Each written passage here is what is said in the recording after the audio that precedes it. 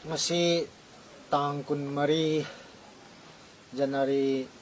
2024 pung tara mathoi gataba numit masi ase noi 700 square mile gi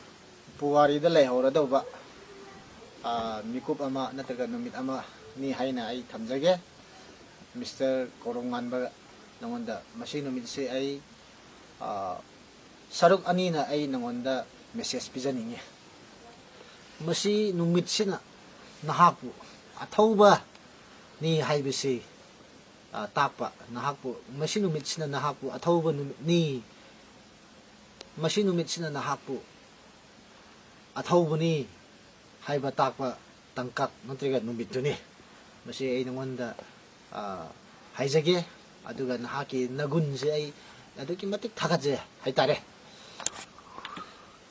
maramdi mamangdasu leiramdaba tungdasu leira aroidauba mikup ama natraga thodok ama nahak na thokhanbisi ai nahakpu yamna thagatsai nahaki narin nahaki thona nahaki athobagi thona se ai nahakpu yam thagatsai nakoi manung mak ichina naw maitai manung makta inot hapiba khakta natana noigi lanmi sing akhoi sing desu aduki matik nang na maram hoirega akhoi bu inot aduki matik happy haibise nahak na maram hoiduna hanna nahak bu thakachari ani shuba point dana masi numit se amaromda nakanamada hai tardi nahaki damak maithiba numit ni aina haina laujaninge maramdi Mr. CM ga nahakna plan tawjarami se akoi cookie zo singse numit mga taruk ni manung sida hat ke tumna hat ke atara moi se takthok bangam ni hailamba khalamba plan si leiram bani adubu nakoi na ningamba nakoi na khalamba adugumba akoi cookie zo community do oiramdre aduna ngasi nang nang paikhatliba khonghang ase aina haijaningbade nangi praja singnadi nangi mai pakba numit ni haina budi khalamba jai adubu aigi motadi nangi mai thiba numit ni aina haina khanjaninge laujaninge maramdi noine khalami se CM ne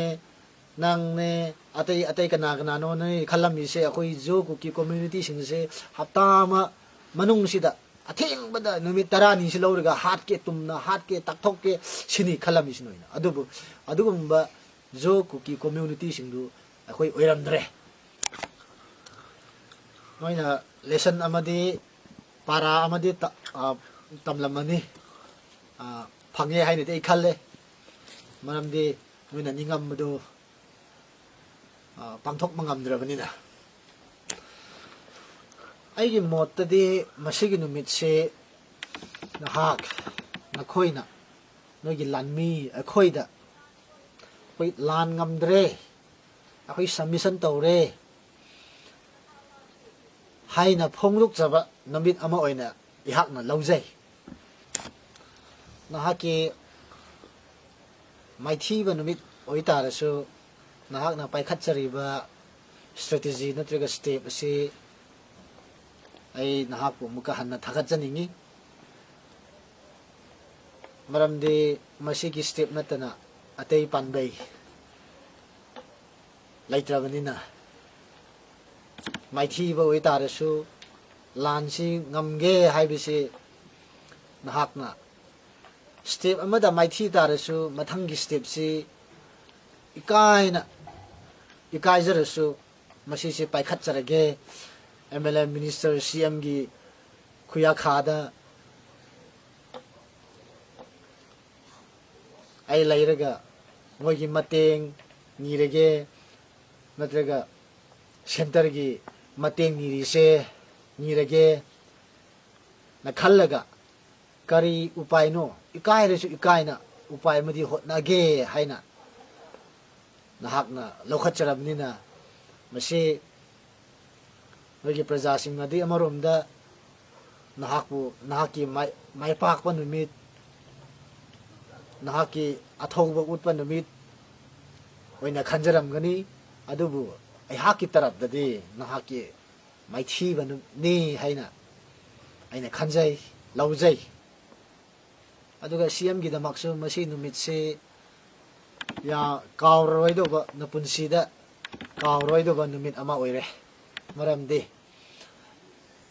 India gi natraga sangsar gi pithribi gi CM amana magi member singa lalhau group natraga terrorist group ta wasak chaba submission tawjaba ngasi phawda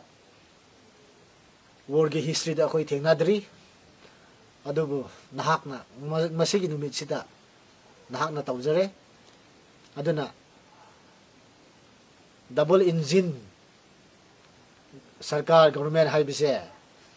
masi numit sina tae engine mana nahaki engine mana korongan bagi engine mathangi CM haibise di nagi mang disu mang phau na roi ai gyan tai CM tu noi kendra gi MLA phau su ka ba ngamaroi do male ai gi mot di oh atai tu se aduga hujiki ngahaki oina di nahak su puthaba matam khra phangani maramdi mai praja gi maru oina mera paibi singde gi di pressure la roi nahak putha khra ngaktang di puthaba yare phomungda hipaga ngaktang di dum puthaba yare ai khalli maramdi responsibility mayam se korongan mana loi lau khramnina pitho khramnina nahak nangi nahaki ko khra sabadu khra hantharani ai khalle upai laite bazar manungda kachin koya da chen banatana noi upai laite ngaksu khra khasu pothau mai mayam koi chen madu a chingda di karak ngamdramnina mai waramani marak tu accident thu hai na tai koi chen ba pukri manungda koi chen madu da noi ama sokna ramani aduna ngahang haksu pothau aduna tere noi kok chikna rani mayam bazar manung da noi koi chen madu da mapan de thokpa ngamdrabani na noi Manipur se kanana thugaim no haibise hojik noi nasa khangani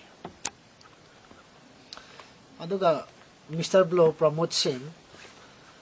nahak na akoi kuki macha sing je blow tawgini takhai gini nei thokgini haibise tha kya numit kya ni chakhage akoi ngai dun leiri noina bazar manung da imfan da nongmai lut tawraga tawriba mayam masing cha akoi da center government na pi taradi ai nasagi yum du da laaga nasa yauna na yum yauna ai takhai bangam ni haibise ai nahak ta haijake khumuyamba haiba no khoi lekai lamka da leiriba khoi da nei khai ri ba takhai ri ba smaina khoi nahak pu smaina ai nei khai bi ge haibise ai nahak ta haijani akoi noigi khongthang sina khiraga lagi do ba adugamba mi nate thaine gi akoi ko kizo singdu solamba dumaina akoi son laga lagi do ba mi natre akoi so adugi matik well prepared oina laire haibisi akoi kawgumse haibisi ai haijani nge